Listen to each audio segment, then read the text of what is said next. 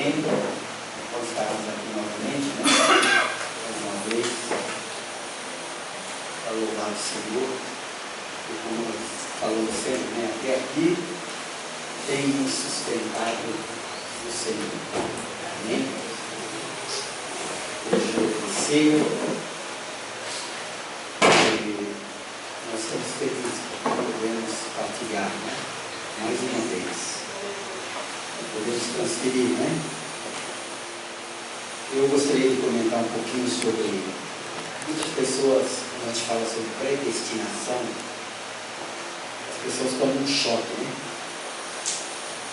Mas o salmo que a Maria leu aqui, nós pregamos muitas vezes sobre esse salmo já, e é uma palavra muito linda. Ele nos fala sobre a predestinação, né? Quando os nossos ossos nem eram formados ainda, né? Eu fiquei pensando ali, sempre fico pensando nisso, no objetivo do Senhor criar cada um de nós. Aí eu fiquei pensando naquela palavra que disse Jó, né? Maldito o dia em que eu fui formado. E se nós olharmos para essa palavra de Jó, essa queixa de Jó, nós vamos entender que Jó estava amargurado no espírito. Ele disse, maldito o dia em que eu fui gerado. Porque na verdade, nós somos gerados, a Bíblia diz, criados para a glória, louvor e honra e glória do Senhor.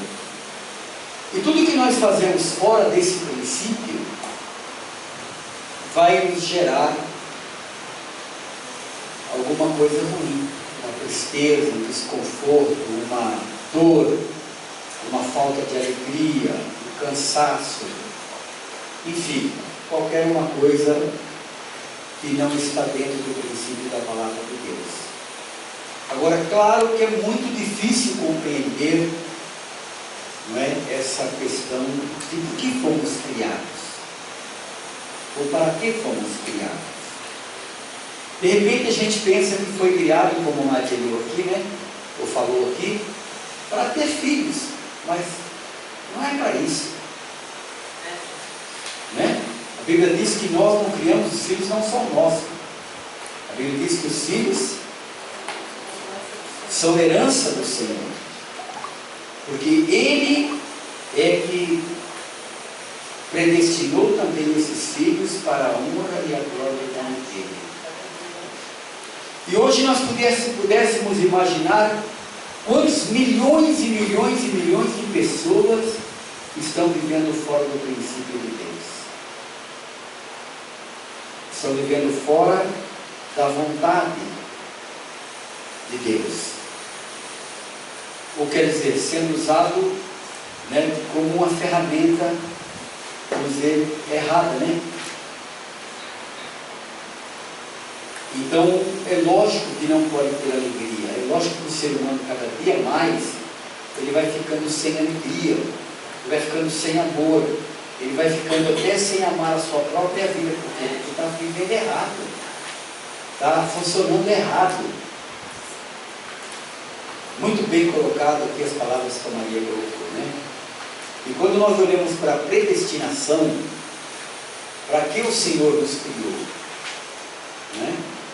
Então hoje nós vemos aí que todas as pessoas que estão vivendo fora do amor do Senhor, eles estão cumprindo o mal no mundo, porque mal para si mesmo, para si próprios, porque estão vivendo infelizes, que nada, não se contentam com nada, e também eles não conseguem trazer alegria para a sociedade na qual vivem. Por isso que eu gosto de chamar a atenção aqui, quando a Bíblia diz assim, no tempo do rei Herodes, no tempo de fulano, no tempo de cada coisa. E hoje nós falamos no tempo do Paulinho, no tempo da Maria, no tempo da Marli, no tempo, entendeu? De cada um de nós. O que é que estamos fazendo nesse tempo? Se nós olhamos para Jesus, para a vinda de Jesus, a Bíblia diz assim, cumprindo-se o tempo, né? O anjo veio lá, cumprindo-se aquele tempo, né?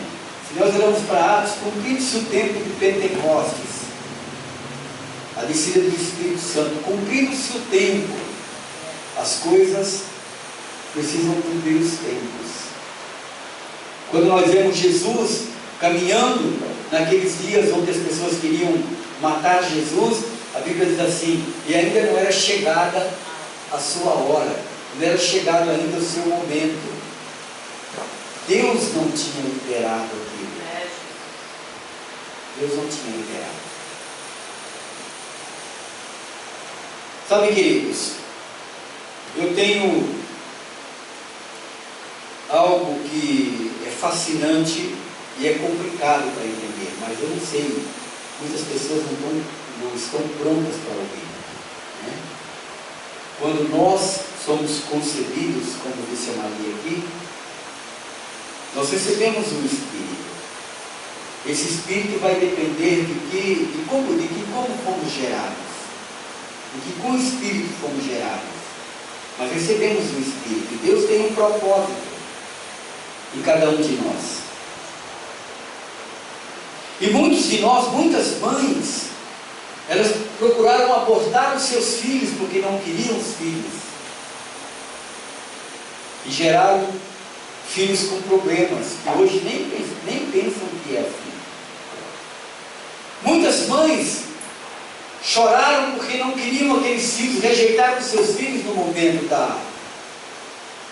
da fecundação. E são marcas que podem acontecer, por exemplo, o mesmo que aconteceu com João Maldito, no dia em que eu fui gerado. Isso pode trazer um desconforto para as pessoas. Pode, quer dizer, colocar empecilhos no plano de Deus para as vidas. E pode trazer sofrimento para o ser humano. Porque nós vemos o ser humano sofrer, a maioria esmagadora é porque os genitores, eles não pensam que os filhos são de Deus. Eles acham que os filhos são seus. Mas nós não temos absolutamente nada aqui, nada.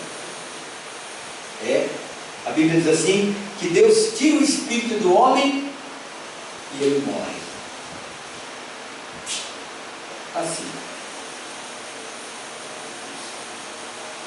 Tão rápido assim. Então, amados, o que nós precisaríamos fazer para que a nossa vida melhorasse a cada dia? Precisávamos, ao invés de nós fazermos muita malhação para ficar magrinho, muita malhação, muito comer bem, como o povo diz, né? Ou enfim, tudo isso que o povo diz, a gente precisaria reeducar o nosso espírito, o espírito do nosso homem interior. A Bíblia diz assim, que só o homem conhece o espírito que nele habita. E Deus, né? Claro. Porque tem muitas vezes que nós estamos tão amargos e tão ruins, e nós pensamos coisas tão ruins, e nós não demonstramos para os outros que pensamos coisas ruins. E aquilo atrai maldição para as nossas vidas. Porque a Bíblia diz assim, que aquele que cava um buraco para o outro, ele mesmo cai dentro do buraco. Então eu tenho comigo que nós precisamos reeducar as nossas vidas, o nosso homem, o nosso espírito, a nossa vida, além de todos os dias pedir perdão para o Senhor, de tudo que nós temos feito errado. Nós passaríamos meio dia só pedindo perdão. Quem sabe no outro meio dia nós teríamos um pouco de paz.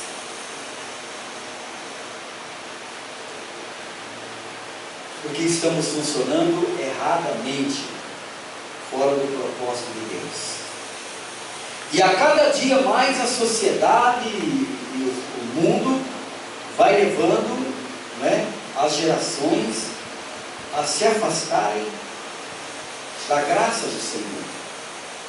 Diz a Bíblia que Jesus, ele é poder e sabedoria de Deus.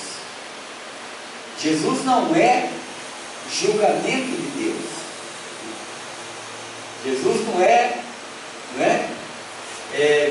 assim, carrasco de Deus. Ele é poder e sabedoria de Deus. A Bíblia diz que quando Jesus veio, queridos, eu gosto de lembrar disso aqui para vocês, uma coisa que vocês nunca podem esquecer. O povo estava como ovelhas sem pastores. Muita gente lê isso e nem, outro lugar diz assim, o povo que estava em trevas viu uma grande luz. Você tem ideia quantas pessoas vivem em trevas no nosso dia de hoje e não está conseguindo ver a luz? Todo esse mal que nós vemos no mundo, essas brigas, essas ofensas uns contra os outros, às vezes até dentro de casa, cônjuges, enfim, família, e no trânsito, e está crescendo cada dia mais,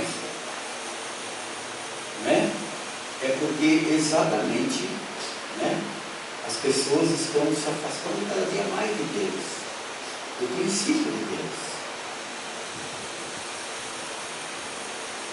Porque estão em trevas.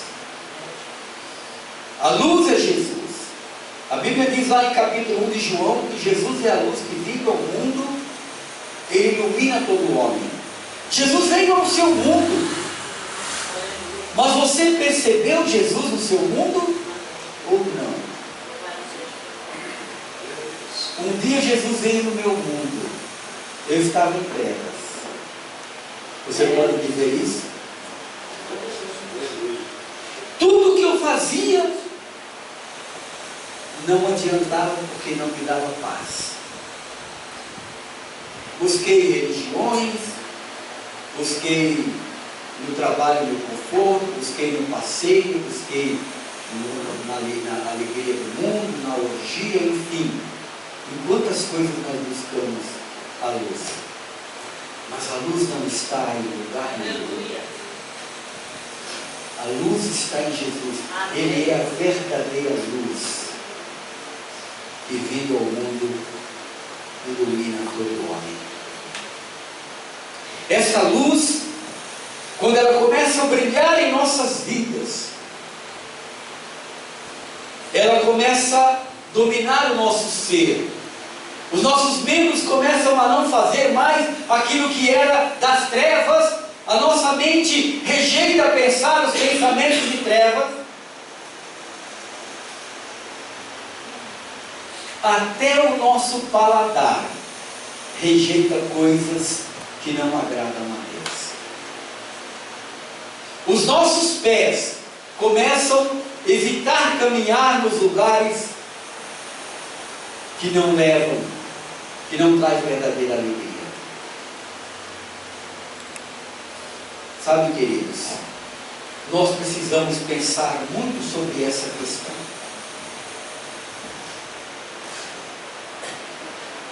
Eu gostaria de chamar a atenção agora só da igreja, que você pudesse pensar quanto sua vida já mudou.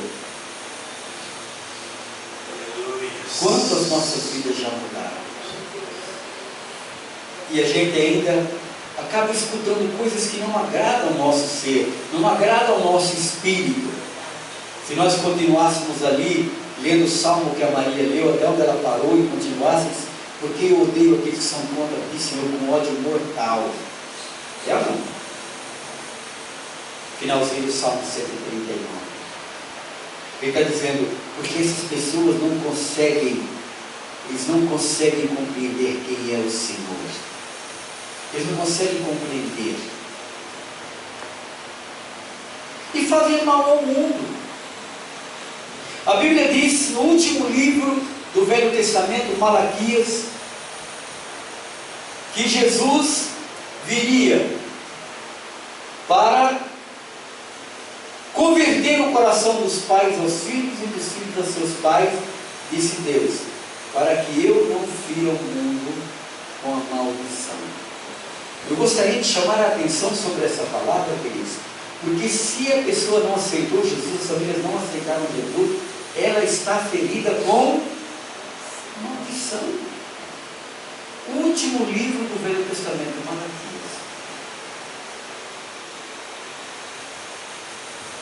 Penúltimo versículo, se não me falha.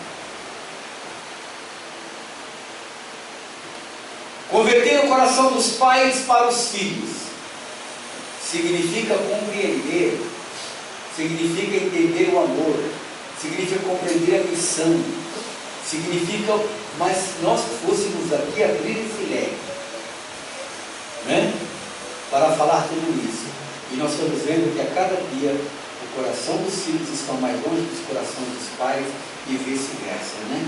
E os corações dos pais interessados somente no capitalismo e fora do princípio real da criação de Deus. Então, quando nós vemos a terra ferida de maldição,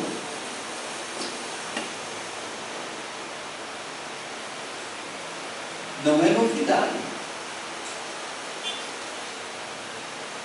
Aí nós precisamos compreender um outro salmo, né? Que é aquele que habita, Salmo 91, aquele que habita no esconderijo do Altíssimo, à sombra do Onipotente descansará. Aqui está o diferencial de quem está na luz e de quem não está na luz.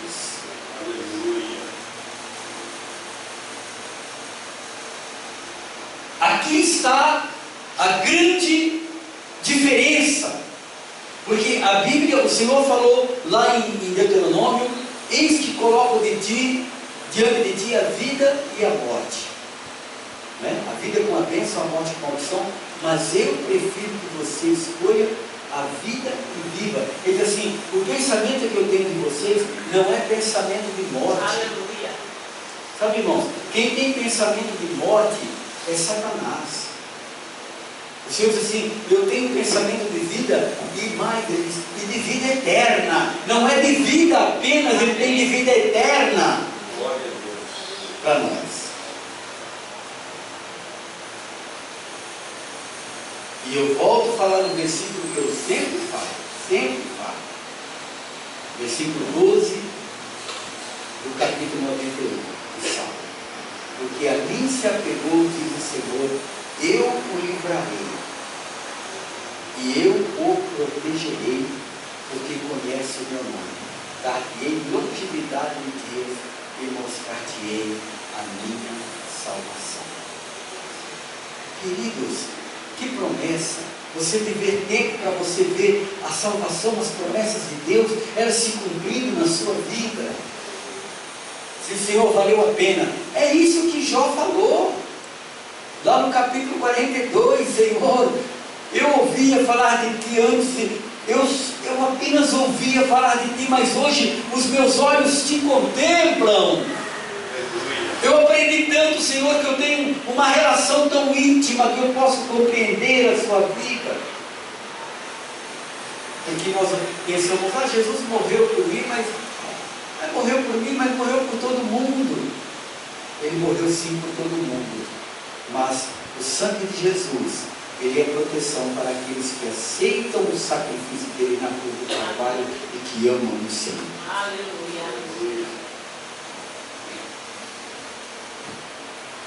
Sabe, queridos, porque quando a palavra nos diz que o Espírito Santo nos convence do pecado, do juízo e da justiça, eu amo essa palavra. Por quê? Porque o Senhor disse que deu a cada um de nós segundo a nossa capacidade. E por isso que a Bíblia diz que não podemos julgar o outro, porque cada um tem uma capacidade. E dentro dessa capacidade a pessoa recebe o Senhor e ela começa a se esforçar pelo Senhor, e o homem não consegue julgar. Foi lido aqui hoje, né? E Deus não vê o homem como o homem vê o homem, não é? Deus não vê o homem como o homem vê o homem.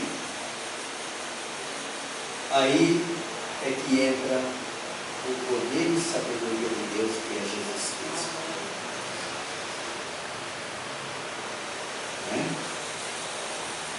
Poder e sabedoria de Deus. Por quê? Porque nós podemos ver, por exemplo, lá no Velho Testamento, aqueles homens que eram famosos, que eram sacerdotes, que eram reis, que eram bacanas lá, parece que só eles tinham Deus. Mas a Bíblia diz que Jesus veio para o ferido, para o pobre, para o capítulo 4, 18 de Lucas. Vamos lá um pouquinho? Não vou nem falar o que eu ia falar aqui, vamos lá para 4, 18 de Lucas. Palavra bem conhecida, mas a palavra sempre tem que ser conhecida mesmo, né? A palavra tem que estar sempre na nossa boca, no nosso coração. Esta é a palavra da fé que nós pregamos. A palavra da fé que nós pregamos.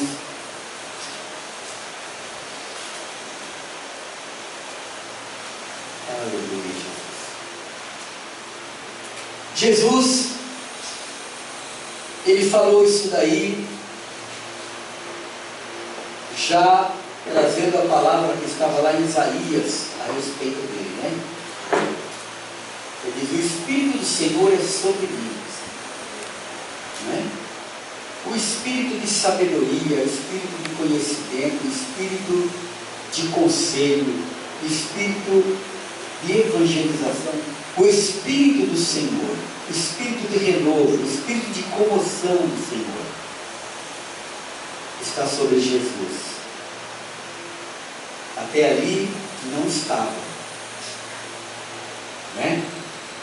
Aí diz sobre ele: o Espírito do Senhor é sobre mim, pois que me separou. Ungiu quer dizer separou, para evangelizar os pobres. Pobre aqui na palavra, nessa palavra, significa humilde. Não é pobre de dinheiro, pobre porque não tem mesa, porque não tem cama, porque não tem cadeira. Não é isso. O pobre aqui está dizendo aquele que se faz pobre, aquele que se humilha. Olha, Senhor, eu me rendo. O que eu me rendo? Eu me rendo do meu orgulho, eu me rendo dos meus pensamentos, dos meus quereres, eu me rendo do meu ego, né? Eu que de repente me achava, agora eu não me acho mais nada, não sou mais nada. Significa, me fiz pobre. Por isso que nós não conseguimos compreender quando a Bíblia diz o seguinte: que um coração contrito e quebrantado o Senhor não despreza. Filho meu, dá-me o teu coração. Ó Senhor, agora eu me rendo a Ti, Senhor, eu me coloco na Tua presença. Eu não sou mais nada. E eu não quero ser mais nada sem Ti. Eu não quero mais viver sem Ti. O que eu estou fazendo? Eu disse: Senhor, o Senhor vai me conduzir.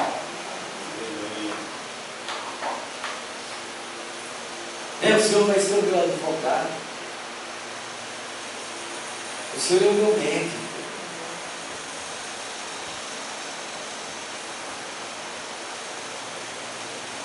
Então diz assim: ele me separou para evangelizar o pobre.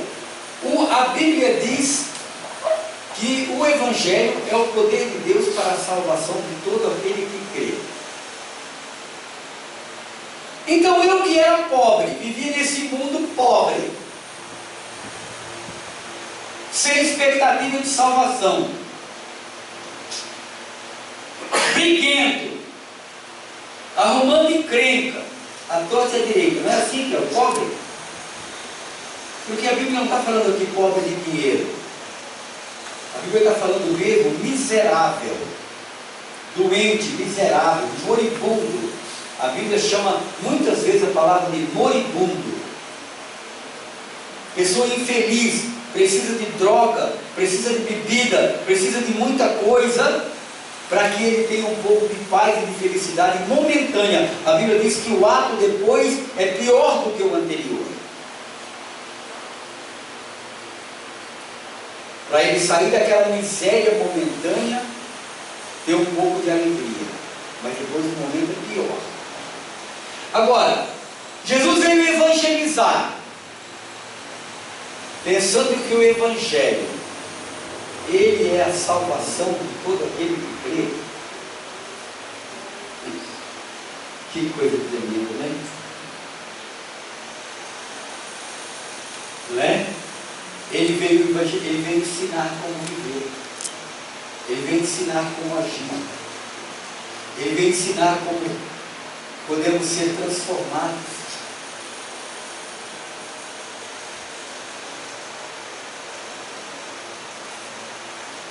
E ele foi enviado para curar os quebrantados de coração. Isso aqui é libertação. A pessoa está, já falamos aqui da maldição, lá da geração, já entramos aqui no que a Maria trouxe, Salmo 139. Jesus veio curar essas questões aí, que nem as pessoas, a maioria esmagadora das vezes, elas estão vivendo a maldição daquele tempo, de quando foi gerado, e nem sabem. E aí sabe o que acontece, queridos? Tem uma crise de identidade.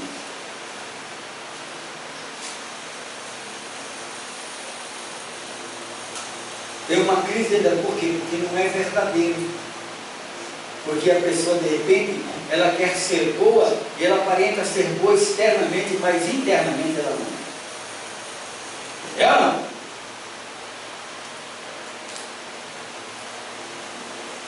Você ser boa com seus filhos, Terezinha, qual é a vantagem que tem? Você ser boa com seus filhos, qual é a vantagem que tem? São seus filhos. Agora, o grande diferencial é você ser boa para os outros, filhos dos outros. É?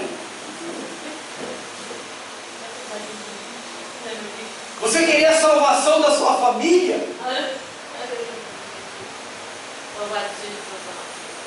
Não é? É uma coisa sua, é até um egoísmo. Mas você querer a salvação de todos os perdidos. Aleluia. Essa é a vontade de Deus. Amém. Essa é a vontade do Senhor. Então significa o seguinte: Senhor, eu vou me armar com o evangelizar que o Senhor vai me dar, com o ensino que o Senhor vai me dar, para que eu possa manifestar o teu poder na vida dos perdidos, daqueles que estão aleijados, que estão com a marca da maldição na sua família desde quando foram gerados. Deus te graça. Aleluia. Porque nós nem sabemos que a maioria esmagadora das vezes, nossos filhos, eles passam por dificuldades e lutas na vida por causa da maldição de quando foram gerados. E nós sofremos juntos. Viu? Pais. Mas Jesus veio para evangelizar o povo. Ele veio para curar os quebrantados de coração. Como é que vai acontecer isso? Eu vou me colocar diante do Senhor. Aleluia. Toda vez que vier aquela tristeza, queridos, não há homem na face da terra, mulher, não há ninguém que não tenha os momentos de tristeza, ainda que ele seja ou ela seja um ministro de louvor, de adoração, de pregar a palavra, um pastor, enfim, tenha um doutorado em teologia. Em algum momento essa tristeza vai bater no coração dele ou dela, e é a hora de correr para o Senhor e dizer: Senhor, eu estou aqui como um pobre, precisando do teu socorro agora. E ele diz que eu sou o socorro bem presente na hora da tua angústia. Aleluia. Oh, glória. Qual é o homem e a mulher que não tem um momento de angústia? Às vezes nós saímos da igreja, uma palavra tão gostosa, tão boa, e daqui a pouco estamos na angústia. Porque o inimigo bate no nosso coração e diz assim: ei, você não é aquilo que você está aparentando ser. É?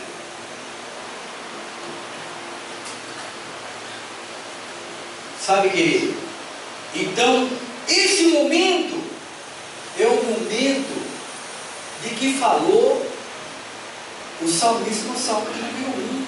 Eu também amo essa palavra. Feliz, tira essa infelicidade daí. Feliz o homem que medita na lei do Senhor dia e noite. Vem aquela tristeza, ele medita na lei do Senhor dia e noite. Vem aquela angústia, ele medita ou ela medita na lei do Senhor dia e noite. A palavra está na tua boca, no teu coração, e você libera a palavra contra o inimigo. Em outras palavras, você detona o inimigo com a palavra do Senhor. Aleluia.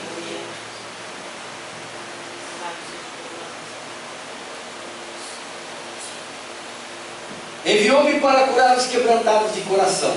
Então, preste atenção, quebrantamento de coração traz cura. Ok? Orgulho traz doença. Quebrantamento de coração traz cura. Hã?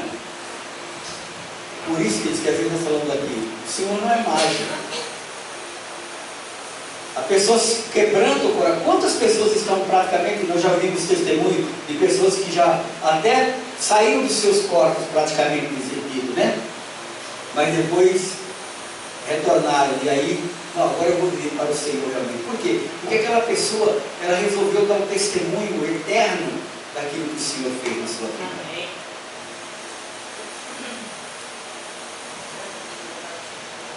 Continua, por favor.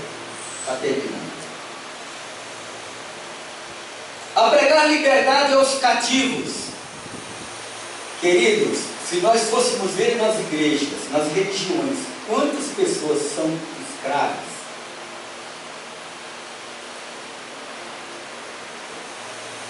Cativo é escravo. Quantos pais e quantas mães estão escravizados? Quantos pastores e líderes e evangelistas e levitas estão escravizados por aquilo que não é a palavra de Deus? Se der tempo, eu vou ler o texto da palavra. Quantos estão escravizados? Porque estão funcionando erradamente. Então não há como receber a cura, porque o dar é de Deus e o receber é nosso. Se nós olharmos para uma palavra que eu sempre trago aqui, e eu quero sempre trazer essa palavra até que ela fique gravada em nossa mente, não é? Que está escrito lá em capítulo 1 de Efésios, versículo 3: bendito seja Deus e Pai de nosso Senhor Jesus Cristo, o qual nos abençoou, nos tem abençoado com todas as sortes de bênçãos espirituais nas regiões celestiais em Cristo Jesus. Significa, isso é meu, mas como é que eu estou vivendo aqui? Eu tenho uma bênção tão grande para a minha vida e estou vivendo uma miséria tão grande. Porque não quero. Até que eu não quebrantar o meu coração para receber a bênção.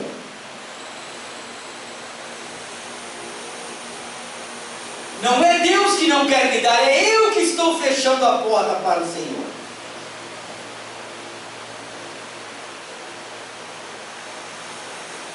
Então, ficamos cativos, às vezes. Sei lá, né? Quantas coisas somos cativos, né? Olha, se a gente pensasse claramente nesse cativeiro da qual a Bíblia fala aqui, eu estou dizendo aqui, queridos, uma palavra muito conhecida. Quanto cativeiro, não é? Quando a Bíblia diz que se Jesus Cristo vos libertar, verdadeiramente sereis livres, mas você precisa deixar Jesus Cristo te libertar. Precisa quebrantar o teu coração e dizer: Senhor, eu quero esta libertação. Quando nós olhamos, queridos, eu vou trazer aqui para você estudar em casa. Quando nós olhamos para Deuteronômio capítulo 28, a partir do versículo 15, nós encontramos ali muitas vezes, depois do capítulo 29, ele diz assim: olha, e você vai de mal a pior até que morra. Leia para você ver que coisa terrível lá. Por quê? Ah, mas Deus vai permitir? Não, você escolheu aquele caminho. Por quê? Porque ouviu, mas não quis se quebrantar, mas não quis se dobrar diante do Senhor, mas não quis compreender a salvação de Deus. O poder e sabedoria de Deus, que é Jesus Cristo, veio até você, mas você não aceitou. Fechou as portas para o poder de Deus. E a sabedoria de Deus entra na tua vida.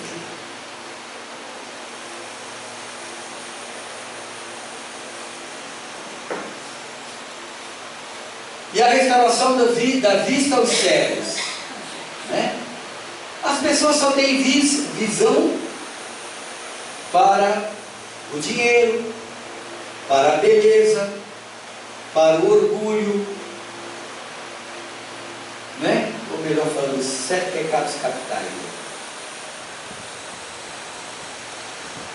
Mas esta cura que Jesus está trazendo é uma cura que vai trazer algo para o espírito. É uma cura espiritual. E por incrível que pareça, queridos, nossos pais nos geraram e nos implantaram uma cegueira terrível. Eu não estou aqui contra pai de ninguém, contra mãe de ninguém, não. Eu também estou nesse jogo aí. Porque herdamos a cegueira dos nossos pais. E nossos pais herdaram a cegueira dos nossos avós e aí por diante.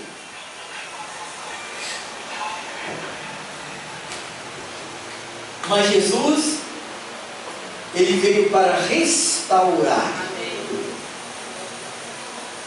né? Para a restauração da vista aos cegos e a pôr em liberdade os oprimidos. Qual é o cristão, queridos, que nunca se sentiu oprimido? Qual é o rico, milionário?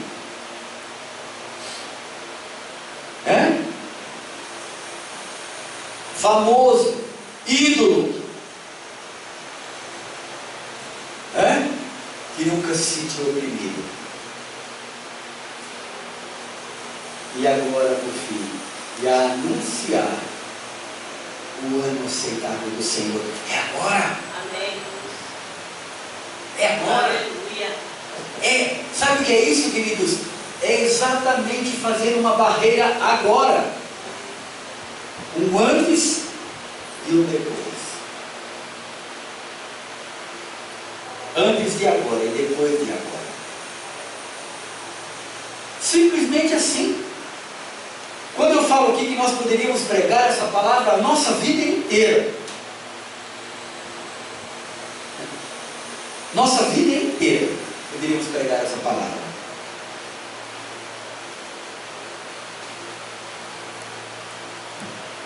A gente não se cansaria e não acabaria a unção. Porque na verdade todos precisam dessa cura, dessa libertação do Senhor. Todos precisam dessa maravilhosa libertação do Senhor. Agora vá para mim rapidinho para a gente terminar. Vamos passar um pouquinho da hora aí. Capítulo 6 de 2 aos Coríntios, versículo 14. Eu vou bem rápido agora.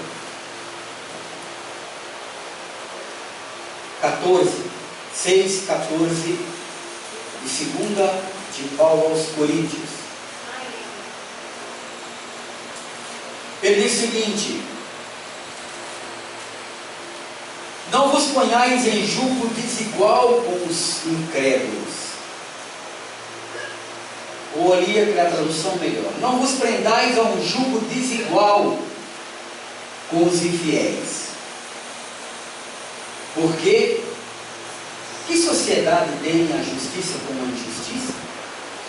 Queridos, eu quero chamar a atenção ali do primeiro versículo, da primeira parte A do versículo, né? Que a igreja, ela acaba se pondo por conta de pensando que é bênção de Deus, bênçãos materiais, porque o homem está interessado apenas em bênçãos materiais, e morre sem alcançar as bênçãos materiais, ou sem desfrutar da verdadeira vida que dá o Senhor, porque se coloca num jugo desigual. Preste atenção. Por que sociedade tem a justiça com a injustiça? E que comunhão tem a luz com trevas? Continua. E que concórdia ou concordância entre Cristo e Belial? Ou que parte tem o fiel com o infiel? E que consenso tem o templo de Deus com os ídolos? Porque vocês olha aí, são o templo do Deus vivente. Mas a pergunta é, nós estamos deixando Deus viver dentro de nós? Respirar dentro de nós? Nós estamos deixando Deus ter liberdade dentro de nós? Não dá tempo nem comentar tudo isso. Como Deus disse, neles habitarei, é promessa. Se Deus habitar em um ser, esse ser vai ter alegria, e a sua alegria vai ser completa. Em outras palavras, não é que essa pessoa não vai ter problema, ela vai dar pouca importância para os seus problemas. Queridos, eu quero lembrar que os problemas que nós temos, que muitas vezes nós até morremos por eles, é porque nós damos muita importância a eles. Se você olha para a cruz do Calvário, tudo aquilo que Jesus sofreu, a Bíblia diz que ele desprezou a ignomínia na cruz do Calvário, porque ele não deu a importância àquela situação, porque a vista dele eram os bens da promessa. E quando nós enfatizamos o momento e as lutas e os desafios, aí nós agregamos o princípio do mal em nossas vidas, e aquilo começa a nos espinhar, nos espetar.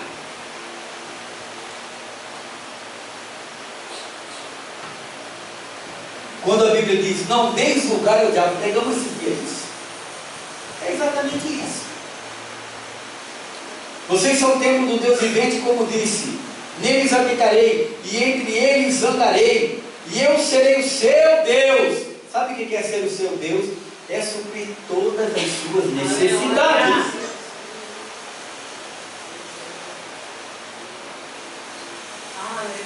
E eu serei o seu Deus, e eles serão o meu povo. Senhor, eu sou o seu povo. Que coisa, né? Coisa tremenda. Continua para a gente terminar. Por isso, queridos, lembra do começo da parte A? Sair do meio deles. Cuidado com o que você está fazendo. Não se empenhe no meio do povo que pensa que tem um jugo desigual com ele. Porque nós vamos na ilusão, daquilo que a ilusão nos coloca como vida. E aí nós vamos na ilusão e nós nos prendemos ao jugo desigual.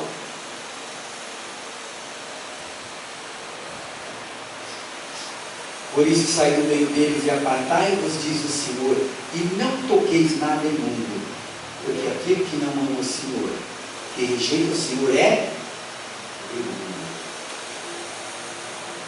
E o mal habita nessa pessoa, e os pensamentos das pessoas são ruins, e as palavras das pessoas são ruins,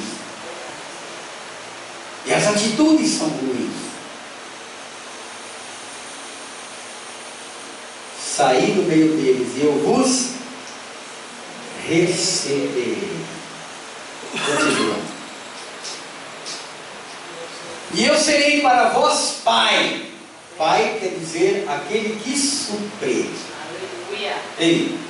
Ei, eu quero que você grave isso na sua vida. É por isso que eu não gosto de patrocinador. Porque patrocinador é pai. E eu só tenho um pai. Não gosto de patrocínio. Quem supre a minha necessidade é o meu pai. E eu sou filho e eu quero, né? Eu estava brincando com a Maria hoje ainda, pensando, não, fala um pouquinho aí, por favor. Né?